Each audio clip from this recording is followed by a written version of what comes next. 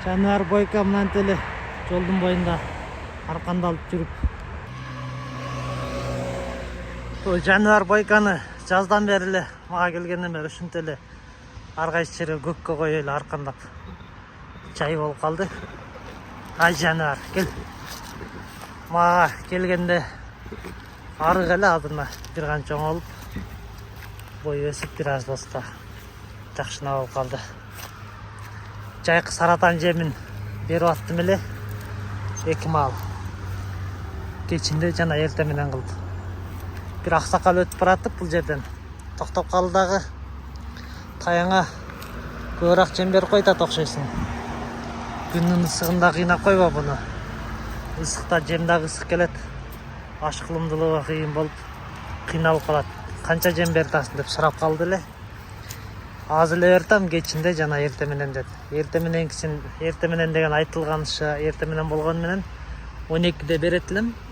Көлөккө байлап коюп аттым да саат 5ке чейин. 5те салкында чыгарып от коюп аткам. Саат 12де берип атам десем 12дегин бербей эле кой болбосо эрте менен эрте салкын убакта бер. 12де күн ысык калат да, күн ысыкта кыйнап койтасың муну. İçine ысык түшүп калат дегенден 12де күндүзгү жем токтотпойдум. Только кечинде эле бир мал жем бердим азыр. Жана эрте менен эрте таң атпай саат 4-5-те туруп жуундуруп койсоң бунун жакшы серигип калат. Күндүзү жуундурба күн ысыкта. Күн ысыкта ысык түшүп калат болбойт деди да. Аны ошол боюнча жолун улантып кетти аксакал. Ушул боюнча комментарий коюп пикириңерди жазсаңыз. Эмне үчүн күндүзү күн ысыкта жуунтуп койсо ысык түшүп калышы мүмкүн.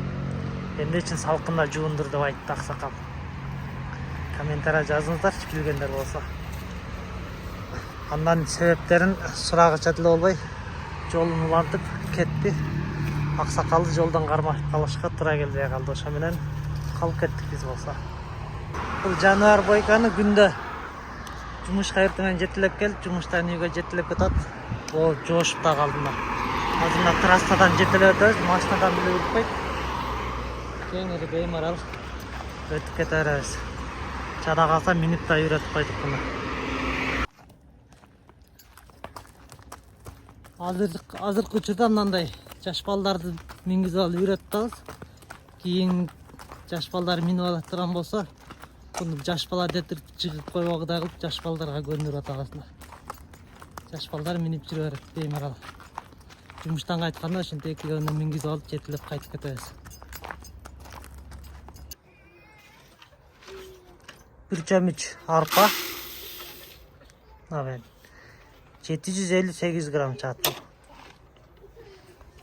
Жана 1,3 жүгөрү. Экөө биригип 1,5 килограмм чыгат. Мен суу менен бир сыра жуйбуз. Андай пырларды каралачы, жамандар. Ушулар бүт тазаланып, чаңдары чыгып кетет да. Өзү тайга 1,5 килограмм жем кандай болобу же көбүрөөк кылабы же азык кылабы комментарий жазыңыздарчы. Түшүнгөн адамдар болсо. Биз коем жаңы ат менен аралашып жүрөбүз. Андай деле эчтекесин билбейбиз.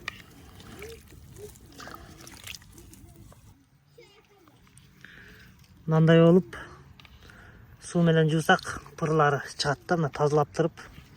Андан кийин чаңдарын кетет, биринчиден пырлары кетет. 200 сыйра жууп туруп андан кийин беребиз да. Мына карачы, бүт жамандары агып кетет.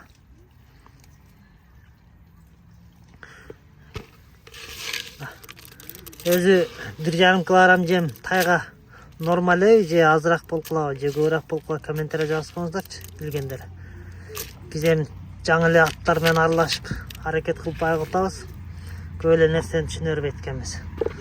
Ошого билгендер болсо жазып коюңуздар туугандар. Туура эле кылтабызбы же туура эмес кылтабызбы? Жайкы саратан жемин негизи тайларга бериш керекпи же кереги деле жокпу?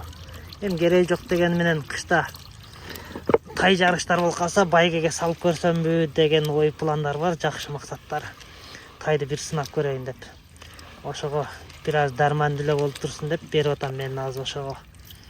Андан сырткары бул жайлоого кеткен жок. Көпкө тойбой калды.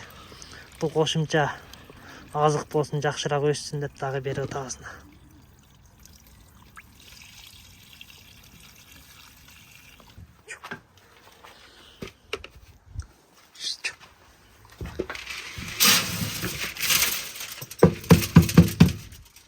Жануар жерден жем жейді.